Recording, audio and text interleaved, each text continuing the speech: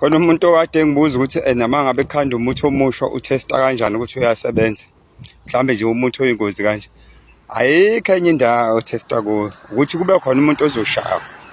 Yabona-ke nje mase kushaya umuntu ngawo lapho kubonakala khona ukuthi uyasebenza. Ikakhulukazi labantu abasontayo. Imithi eyingozi ithesta ngayo, shawa ikholo likhohlwa uNkulunkulu. Shawa likhumbula usathane, shawa ikholo. Shiye phansi iBhayibheli. Esibhedlela la sicela ngentanga yazi. Khona uthola ukuthi emndenini niphila ngengxabano nje nezinto zenu zinhlakanhlaka.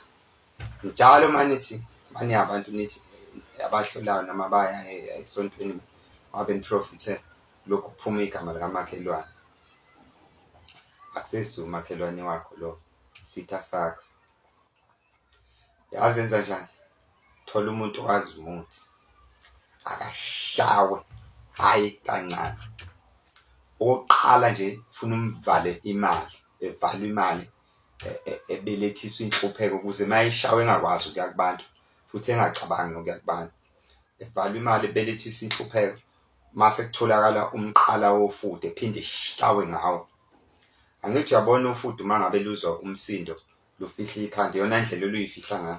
Fune naye uma ezwa kukhuluma abantu engene endlini evala iminyango.